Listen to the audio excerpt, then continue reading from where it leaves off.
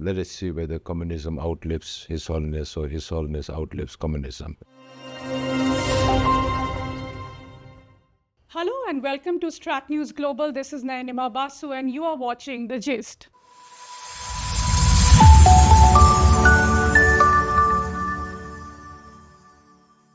I have with me today a very special guest, Mr. Penpa Tsering. He is president of the Central Tibetan Administration, which is otherwise president of the Tibetan Government-in-Exile. And we are going to understand from him the entire issue that we are hearing right now on reincarnation of His Holiness the Dalai Lama. What is going to happen with the CTA with the upcoming elections that are scheduled for 2026?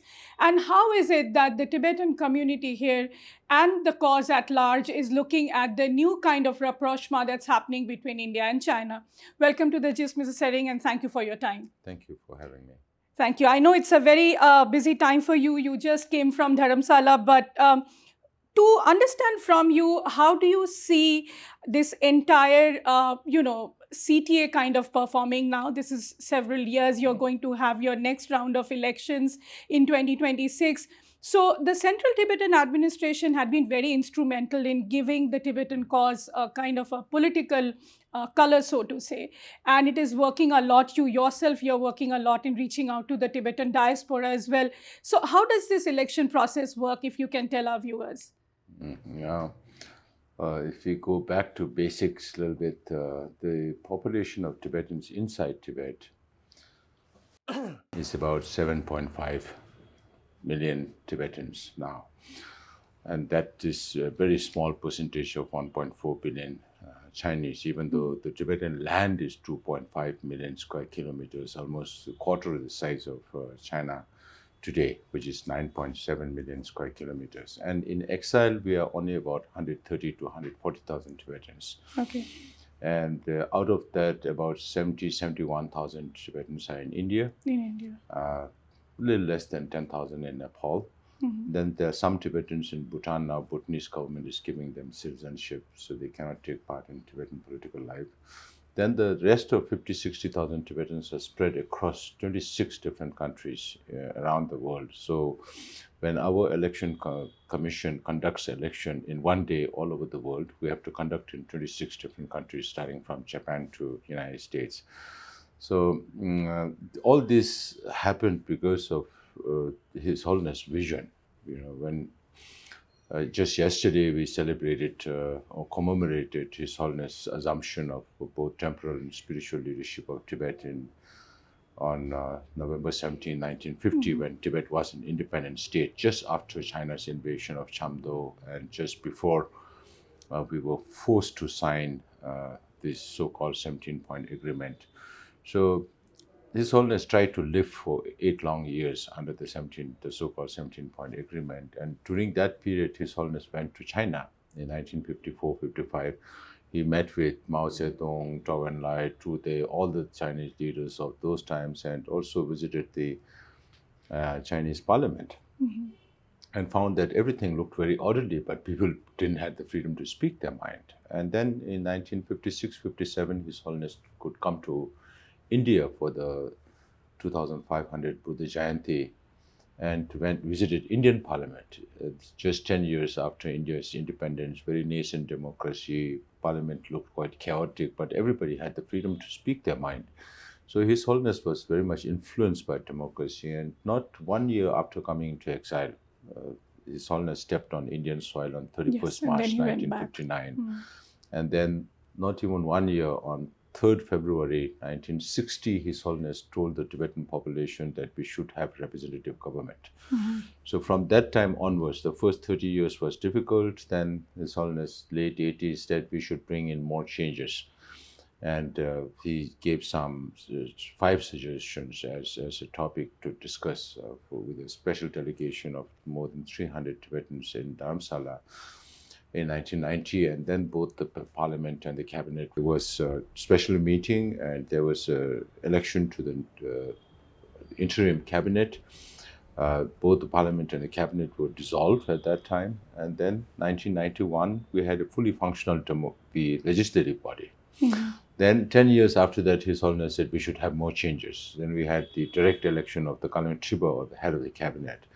And 10 years after that, His Holiness said, I'm going to, devolve all my political and administrative responsibilities. So we have this because of His Holiness' vision and with the support of the government of India and the people of India. If it is not for the government of India, we don't exist. We always are very grateful to the government and people of India for allowing us to exist as an exile community. And in these last 65 years, we developed all the democratic institutions that are necessary for in Dharamsala. We have our Supreme Justice Commission, which functions more like an arbitration rather than a court, but we do follow all due processes of law. But we don't handle any criminal cases because we live in India and we have to conform to Indian laws. But you have your own election commission. Yeah, we have our parliament, we have our cabinet with 7 departments: religion and culture, health, education, finance. Then we have security, information, international relations. So all these departments are there with 7 ministries. Then we have election commission, we have our public service commission, we have our auditor general's office. That's why our auditor generals are very strict about accounting. So we keep saying we are corruption free, but also keep saying that we don't have enough money for corruption. Right. So we have all these, and we follow 2 rounds of elections. One preliminary round, you can vote for anybody, both for the Sikyong post and for the parliament. So that is why it will be February and April, right? Yes. So the preliminary is on 1st February and the final one is on April 26th. Okay. So after the first round, in the case of Sikyong, that's the post that I hold right now, the top 6 people are asked whether they would be willing to stay as a candidate or not. Okay. So then top 2 are chosen for the final round. So similarly for the parliament also, we have 45 members, 10 members representing all the 3 traditional provinces of Tibet, and then the 4 Buddhist traditions and the pre-Buddhist religion called Pon. Each of them elect 2 members. And then Tibetans in North America and South America elect 2 members. Tibetans in Europe and Africa elect 2 members. Tibetans outside India, Nepal, Bhutan in the Asia-Australia region elect 1 member. So total 45 members. So all these elections happen in one day. But the results take a little time to come in. So that is exactly, I think, what you're doing now, reaching out to the diaspora and telling them how the elections work. And what is it that the young diaspora is telling you? How is it that they are aware about this? And also, if I can ask you, are you kind of eyeing a second term as a Sikyong? So I decided not to speak about elections till the elections are over. We also decided not to campaign at all, bring some morality into no campaign at all? Why is that? No. I have, of course, the advantage of already having served in the Tibetan Parliament for 20 years and Speaker for 7.5 years, and now as Sikyong for the last 4.5 years. Now people should judge my work rather than my words.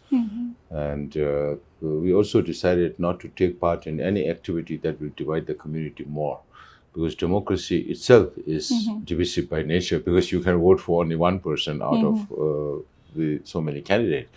So we decided not to take part in any of these activities that will divide the community more. Now our job is to bring the community together. Right. Yeah. Okay. Now, if I can ask you, Mr. Tsering, on the reincarnation issue of His Holiness, the Dalai Lama, which has become kind of extremely political in China. I was recently in Tibet visiting Lhasa and Ningchi, and I saw the kind of history that, they have built up, the narrative, of course, and also the fact that it has taken a center stage there in their political atmosphere.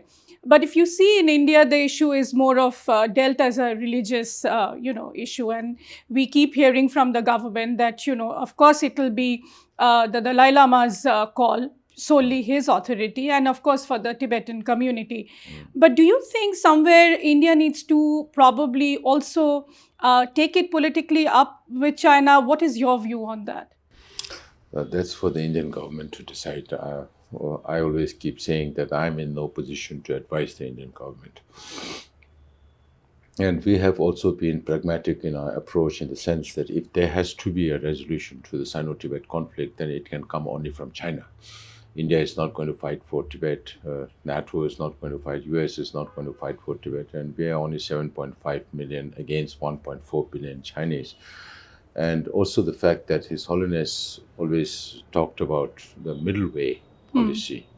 Middle way is finding a negotiated, mutually beneficial, non-violent solution that would be lasting. Because if you look at conflicts around the world today, you really don't know whether you're resolving one problem now or you're creating more problems for future, because there's too much angst in people being created right in front of their eyes when so much violence happens.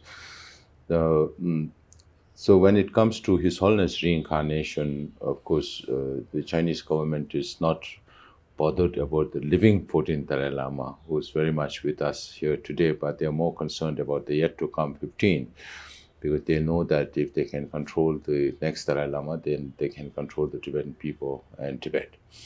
So, but unfortunately, again, when it comes to history, China is always on very thin ice. China's position are threefold so far. One is that they will look for His Holiness reincarnation within China, which means they are ordering this Dalai Lama not to be reborn outside Tibet or China. In history also, we had the fourth Dalai Lama born in Mongolia. The sixth Dalai Lama was born in Tawang. At that time, the status of Tawang was a little different, but it's part of India today. So that is one position, and His Holiness' response is very simple, that I'll be born in a free world. Because the whole concept of reincarnation is to carry forward the responsibilities of the previous Lama.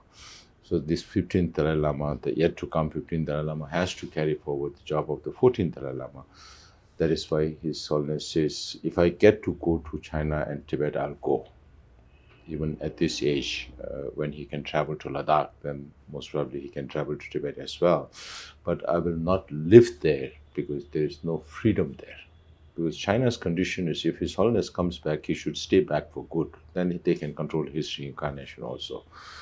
Then the second narrative from the Chinese side is that by tradition, the golden urn should be used. Yes. That is why I was misquoted in some of the newspapers here in India. But what I said was, the very basis of golden urn, which China traces back to 1793, when the Qings had some influence on Tibet, there is no evidence that such a document existed. The 29-point, some say guidelines, some say 29-point ordinance. But there was no document to prove whether from the Chinese side or from the Tibetan side. That is why I said we will hold an international conference on this fact, whether there was ever a document of this sort or not. Now, our argument is there have been 8 Dalai Lamas before 1793, and those were really chosen through traditional means. What the Qing did was politicize the system, but then again, Qings at that time were Buddhists to some extent, not the communist government like today.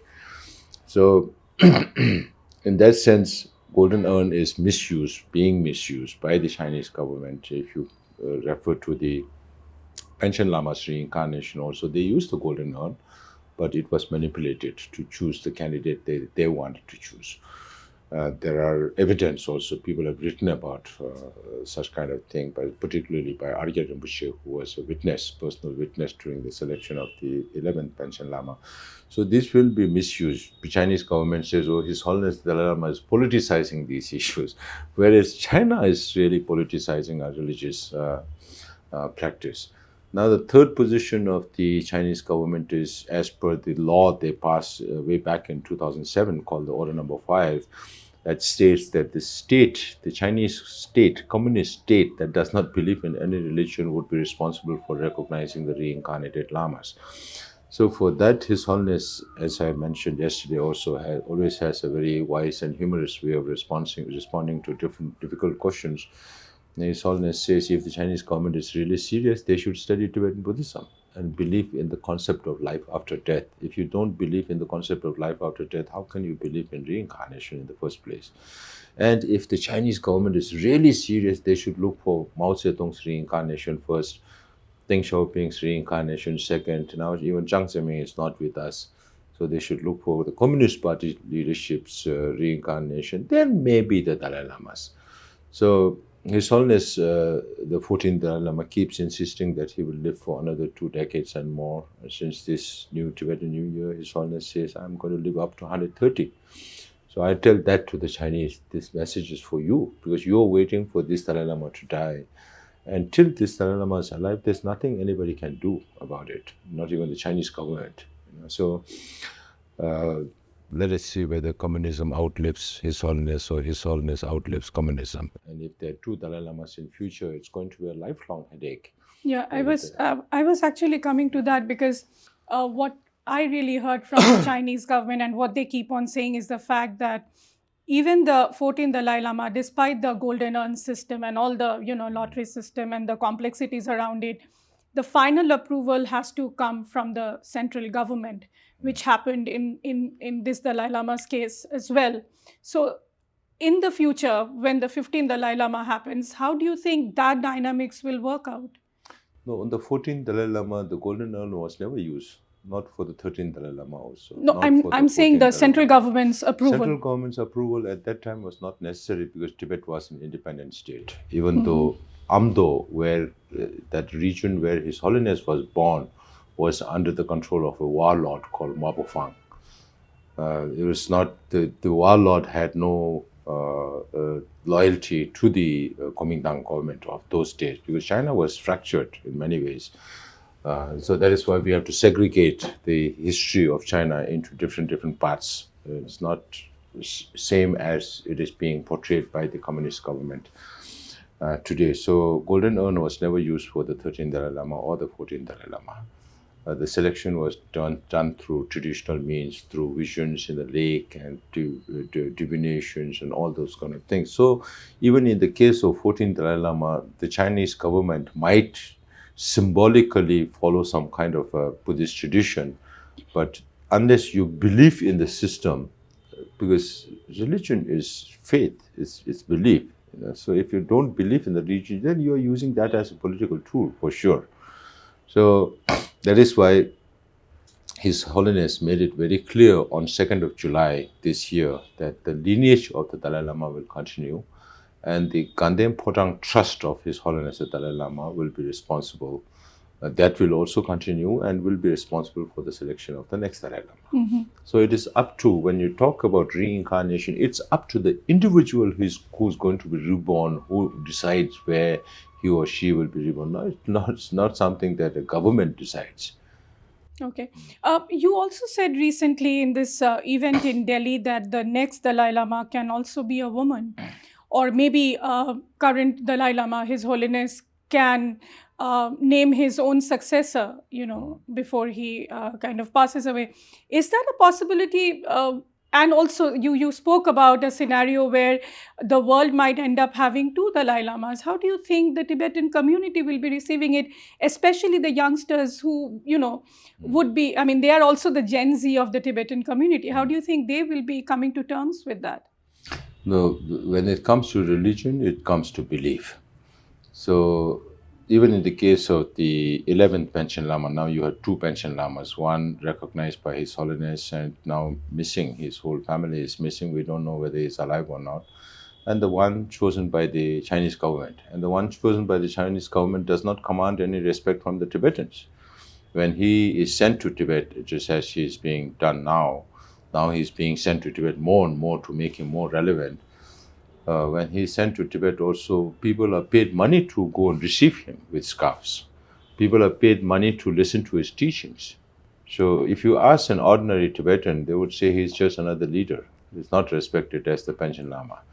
So to show their displeasure, they can't sell the picture of the Panchen Lama chosen by His Holiness. They don't want to sell the picture of the Panchen that Chinese government has chosen, so they sell pictures of only the 10th Panchen Lama, the previous Panchen Lama, on the streets of Lhasa to show their displeasure. So this will be the same if China comes out with another Dalai Lama.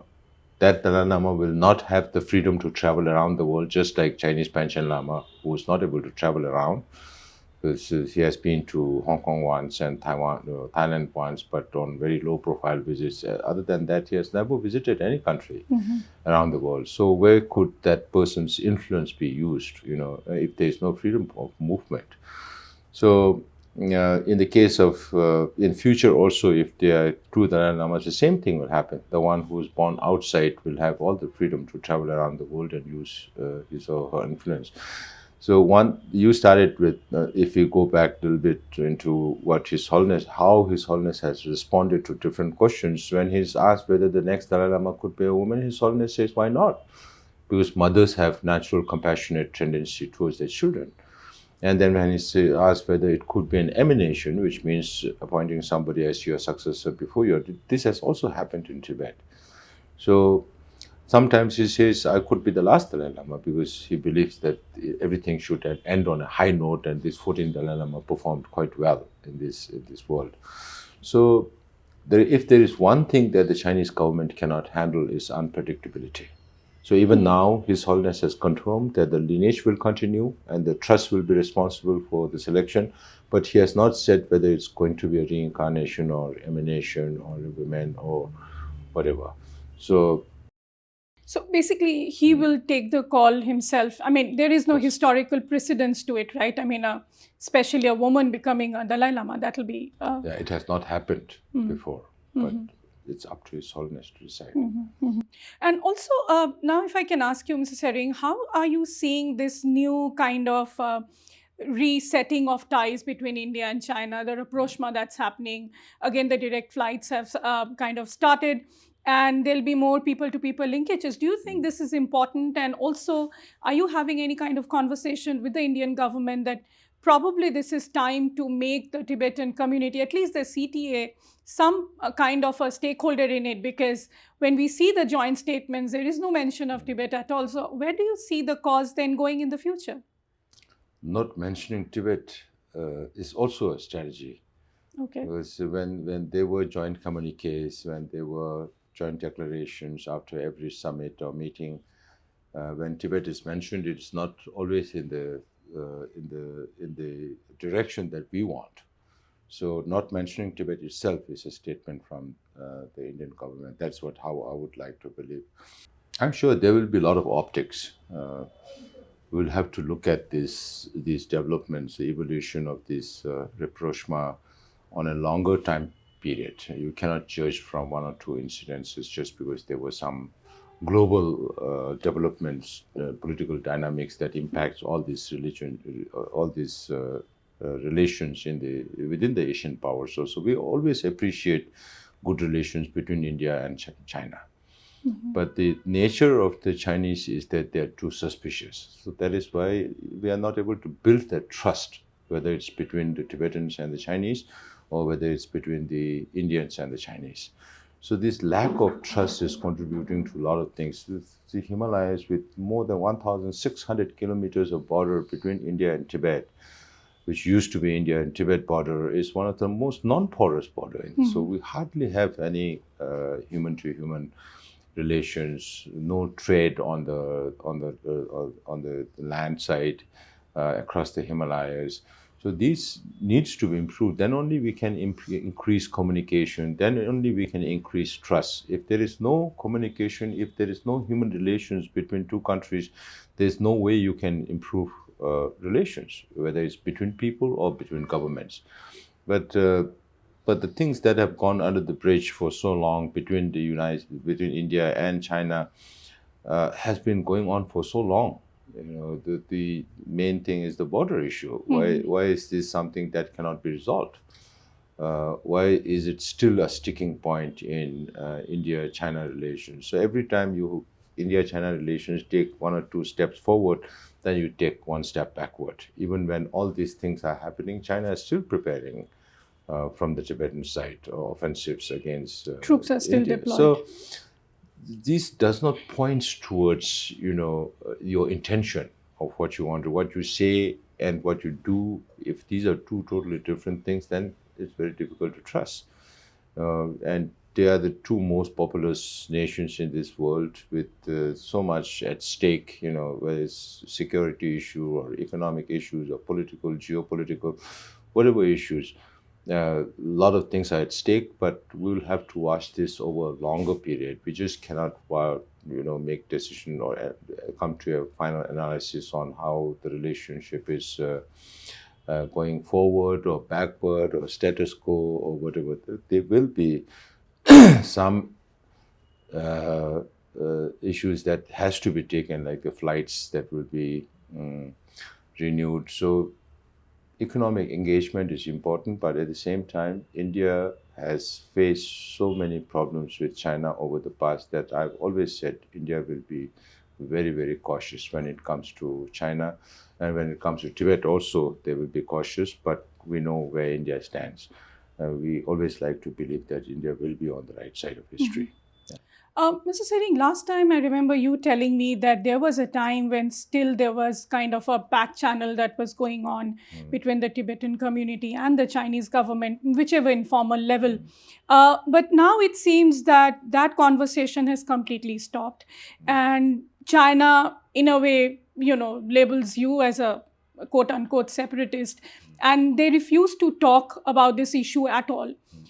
How do you see the future then going on about this? Or do you think, again, the US also plays an active role in this?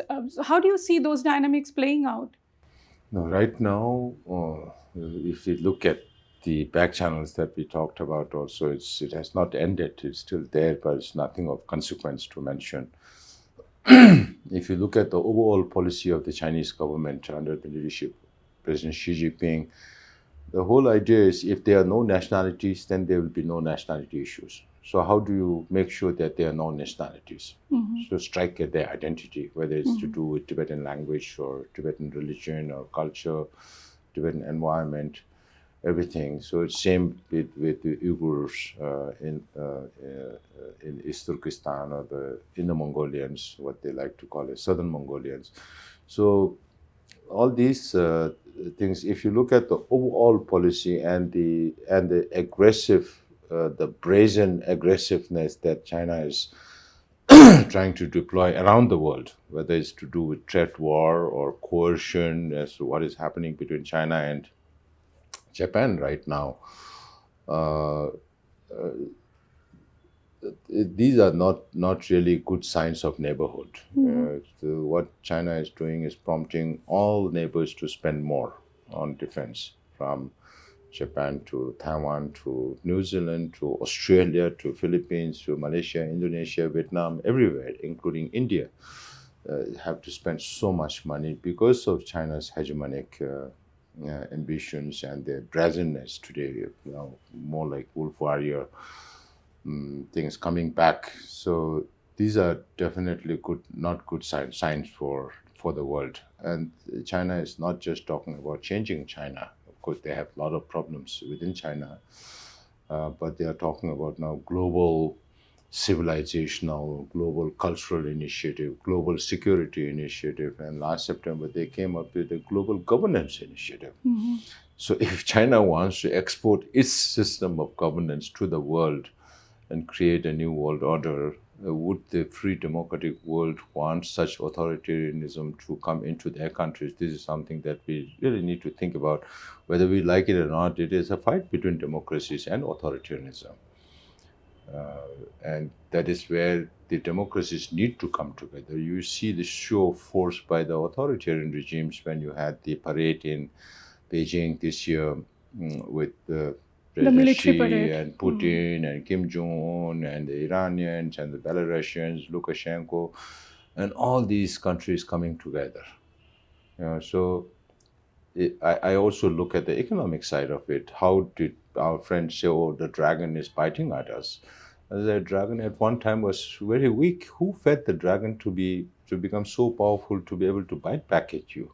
So it's the democracies that fed this authoritarianism to become stronger. So even in India, despite all the bonhomie or all the ill wills that were there, the business has been going up over the last 1-2 years.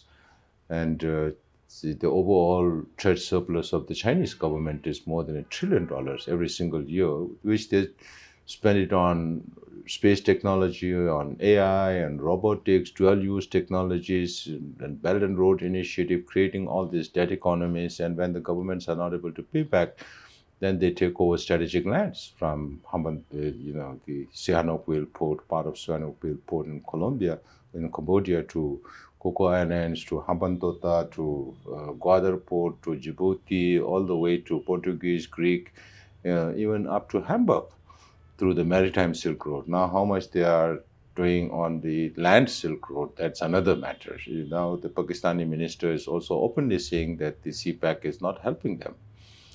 So all these developments are there. The African countries are now restructuring their loan repayment to China. The same things are happening in Latin America. But all these countries have very, very little idea about or understanding about China's motivations around the world. So they use this as a platform to get support at the multilateral forums like United Nations or any other multilateral forum, with almost all the global south going with China on political matters, even though they realize that there are serious human rights violations in China, whether it's to do with Tibetans or Uyghurs or Mongols or Chinese people themselves, the Christian practitioners or the Falun Gong practitioners. So that's why when we go out, we speak out about these things to create more awareness. And the other mantra for us is, of course, no country will support Tibet if their interest does not align with the Tibetan interest. So we have to see how to align whichever country we are reaching out, their interests with Tibet's interests. And it's not just enough to talk about human rights situation inside Tibet. And so we have to take the whole global perspective and the global dynamism that is evolving, and the dangers that China poses as factory of the world, producing about 35% of world's manufactured goods, not just in consumer and cheaper products, which will kill all the small and medium scale industries in countries like Southeast Asia or Mexico, where we are seeing a surge of Chinese imports. And it's coercive economics. It's not just will of the. If you listen to finance ministries from Southeast Asian countries, they are all worried about, China forcing them to buy more, which will kill all the small scale industries. I tell the Mexicans also, they export only about 10 to 15 billion to China, and they buy 130 billion from China. So they have a trade deficit of 115 billion every single year. United States have more than 300 billion. All the 27 EU countries have more than 400 billion trade deficit with China. So in Mexico also, we went through some back streets and we saw these huge toy shops, and all were made in China. So there will be no space. There will be no, you won't be able to compete with Chinese price because of the overcapacity they have and all the subsidies that the government gives for them to be able to sell at such a low price. That is why they're going through deflationary trends inside China, where you have inflation everywhere. And this also has its consequences on the economy as a whole, because salaries go down, companies make less business. Then over and above that, you have unemployment program, the housing collapse, the local governments going bankrupt. So China also has a lot of problems. It's within the political also, even though everything is very opaque, if you watch over a longer period, then you get a sense of the symptoms of a bigger malaise that is eating into the Communist Party. Sikyong, my last question to you will be on the fact that now that the world is changing, India-China relationship is also changing. There are so many uncertainties in this world. The CTA is also evolving. The Tibetan community is becoming much more, a younger generation. So how do you see the Tibetan cause, especially the community living in India, the future in the next, let's say, 10, 20 years? Now, I cannot predict exactly how it is going to shape up, but we do definitely look at numbers and see how the community is changing. We cannot stop these social and demographic changes that are happening. It's not within our powers, and it's not something that is our job to do it. So what we are trying to do is we are witnessing the dispersal of the compact communities that were established by the government of India in different states. Now we are scattered across 37 locations in 10 different states and 2 union territories in India. And because of these compact communities, we are able to, preserve our language, our religion, culture, and all that. And that is now coming under threat because a lot more younger generation Tibetans are moving out to Indian towns and cities for employment or to Western countries for opportunities. And looking at, because of course there are always good sides and bad sides to it, advantages and disadvantages in every situation. So here we are looking at community that's getting dispersed, that has its impacts on cyclical impacts on school system and every system that's involved depending on the size of the settlement. Bigger settlements are okay, but the mid-size between 600 to 1,000 people, if you don't have a new birth in 1 year, we don't have one class in a school. Okay. So those are the challenges that we have to take on, looking at how to we integrate our school system. We still run 62 schools in India and Nepal. So this is just one example of the challenges but again, the advantage is that now you find Tibetans in more than 26 different countries. They're all educated Tibetans. They understand the language. They have become nationals there.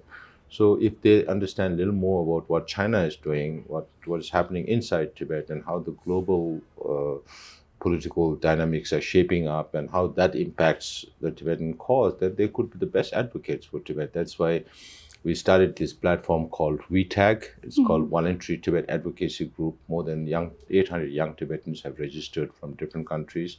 Every year we hold International Youth Forum in Dharamsala, bringing in 100 new young Tibetans, acquaint them with the CTA, and make them understand what their main family is all about, and then how they can contribute to the cause.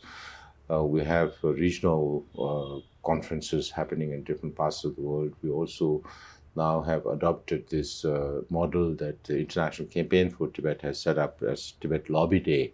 Wherever there are Tibetan communities, every single year we have fixed a date to lobby with politicians in that country, starting from the United States, Canada, to Europe, and all that. That happens same day in all countries? Not necessarily, because dates are different in different countries. You have parliament sessions or not in session. So dates are different, but the format is similar.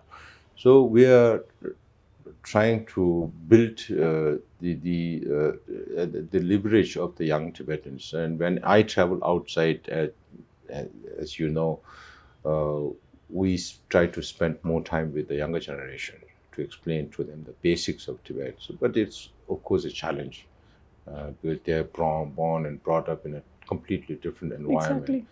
Now, we are also trying to create Tibet township projects where Tibetans can live together, even in the United States. Not everywhere, but in select places where the logistics are much easier. So every effort is being made towards those. In the settlements here, we try to provide for Tibetans who came from over Tibet in the last 30, 40 years, who don't own anything. We try to move them to larger settlements to bring some vibrancy into the settlements that will not only help the immediate need of people who don't have homes, but in longer term to sustain the movement itself. So there are several things we need to do. Of course, we have to keep the younger generations of Tibetans together, even though we are physically becoming more distant, but at least mentally closer. We receive some respect or recognition from parliaments or governments around the world, mainly because of His Holiness Dalai Lama. So when His Holiness is alive, then we should be working on increasing the visibility of the Tibetan leadership and institutionalizing our relations with other governments in the years to come. Another 20, 30 years down the line, when His Holiness is no more with us, then this Sikyong should receive the same treatment as we receive today, because governments also look at protocols for what they had said before. So then we also look at possible scenarios for China, because China is not going to be the same in another 5, 10, 15 years down the line. So we look at different political scenarios, including status quo, and see what are the hopes and what are the challenges, what are the opportunities for Tibetans and Tibet. But as long as the spirit of the Tibetans inside Tibet are strong, we'll keep on fighting. We will never give up. Sure. Thank you very much, Mr. Tsering. That was Mr. Penpa Tsering, President of the Central Tibetan Administration, telling us what it means to bring the entire Tibetan community around the world together, what it means for India and China, and of course, how the issue of the reincarnation of His Holiness the Dalai Lama will be dealt in the future. Thank you for watching the interaction on The Gist.